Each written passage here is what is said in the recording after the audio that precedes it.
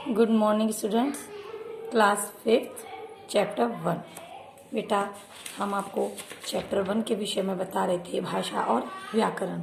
मैंने आपको इसमें कुछ टॉपिक बता दिए थे कि भाषा किसे कहते हैं। जब मनुष्य अपने मन के भावों और विचारों को एक दूसरे से आदान प्रदान करता है, लिखकर या बोलकर, इसे हम भाषा कहते हैं। ठीक है, मैंने आपको बताया था भाषा 2 प्रकार की होती हैं, लिखित और मौखिक। चलिए अब हम शुरू करते हैं इसका नेक्स्ट टॉपिक, लिपि। बता दिया था मैंने आपको कि 14 सितंबर 1949 को हिंदी दिवस मनाया जाता है और विश्व हिंदी दिवस मनाया जाता है 10 जनवरी को। चलिए अब हम शुरू करते हैं इसका अगला टॉपिक, लिपि। लिपि क्या होती है? हर भाषा को लिखने का एक निश्चित तरीका होता है। हर भाषा को लिखने का एक निश्चित तरीका होता है। नेपाल में अलग तरह की भाषाओं के चिन्ह लिखे जाते हैं, मराठी में अलग तरह की भाषाओं के चिन्ह लिखे जाते हैं और उर्दू में अलग तरह के लिखे जाते हैं। तो हर भाषा को लिखने का अपना एक निश्चित तरीका होता है, जिसे उस भाषा की लिपि कहते हैं। जैसे हम कोई भी भाषा लिखते हैं, हमने भाषा लिखी भ, या हमने एक चिन्ह लिखा क। हमने क्या लिखा? एक चिन्ह लिखा हमने क। तो ये एक भाषा है, क्योंकि ये देखिए बेटा, पुराने जमाने में, मतलब पुराने जमाने से मतलब है आदि मानव, बहुत वर्षों पहले जब आदि मानव था इस पृथ्वी पर, ठीक है, आदि मानव था, तो वह बोलना नहीं जानता था और ना ही पहले वह बोलना बिल्कुल नहीं जानते थे, तो वह केवल सांकेतिक भाषा का प्रयोग करता था। धीरे धीरे धीरे धीरे उसने कुछ अपने मुंह से अ का शब्द निकालना, अ वर्ण निकाला, वह इशारों से बातें करता था, अ वर्ण निकाला। धीरे धीरे उसने थोड़ा थोड़ा बोलना शुरू किया, लेकिन वह भी समझ नहीं पाता तो इस भाषा को, तो उसने चिन्ह पहले प्रदर्शित किए। उसने पहले लिखना स्टार्ट किया। वह पहले अपनी भाषा में जो वह भाषा बोलते थे, हम कुछ जैसे हम बोलते हैं, हमें जानवरों की भाषा समझ में नहीं आती, तो वह अपनी भाषा से बोलते थे, तो उनको चिन्हों के प्रति जैसे कुछ भी ऐसे करके ऐसे प्रदर्शित कर देते थे, जिससे वह समझ जाते थे कि यह कौन सी बात कह रहा है।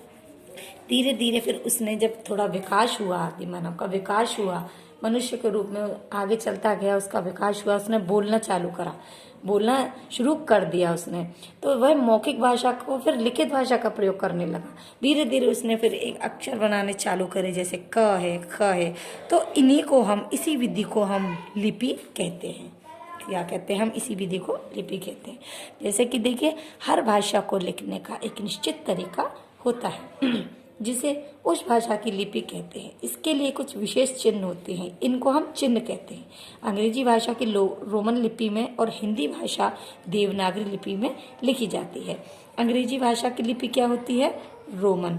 और हिंदी भाषा की लिपि क्या होती है? देवनागरी। ये आपको ध्यान रखनी होगी। अंग्रेजी भाषा की रोमन है लिपि और हिंदी भाषा की देवनागरी है, क्योंकि मतलब वह अंग्रेजी में लिखी जाती है, क्योंकि वह अंग्रेजी में लिखी जाती है रोमन, और हिंदी में लिखी जाती है। इसकी भाषा, इसकी लिपि क्या है? देवनागरी, क्योंकि ये हिंदी में लिखी जाती है।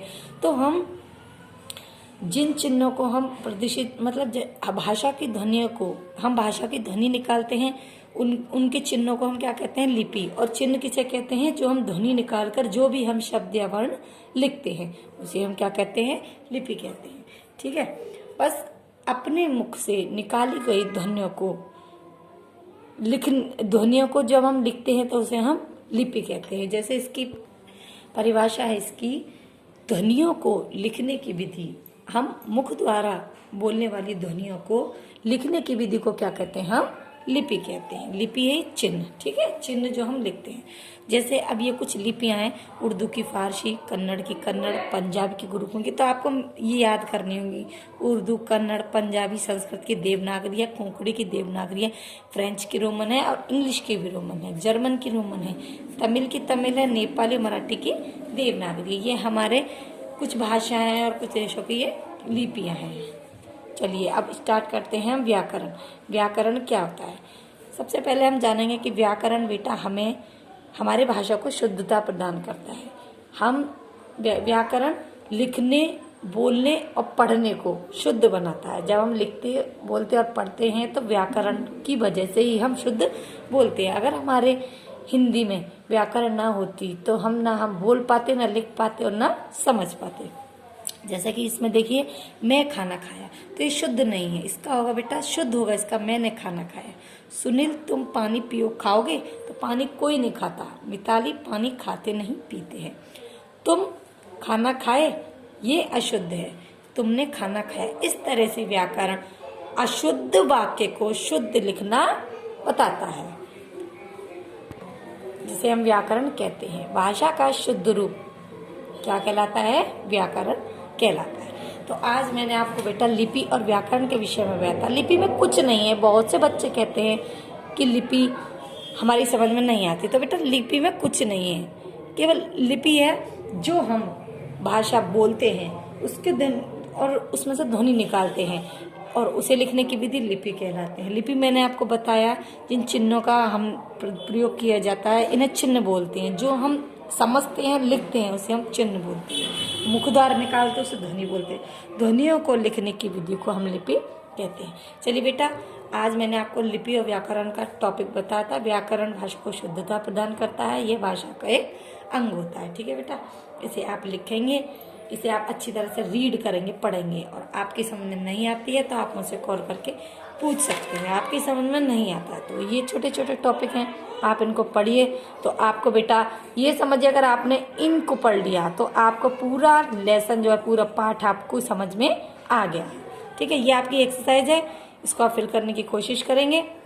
ठीक है बेटा, और अगर कोई भी टॉपिक समझ में नहीं आता है तो उसके नीचे, उस मैंने आपको पहले बताया था, उस पंक्ति के नीचे अंडरलाइन कीजिए, एक रेखा खींचिए, फिर आप मेरे पास फोटो क्लिक करके भेजिए और बता दीजिए कि मैम हमारी समझ में नहीं आ रहा। फिर मैं आपको कॉल करके बता दूंगी। ओके बेटा, थैंक यू।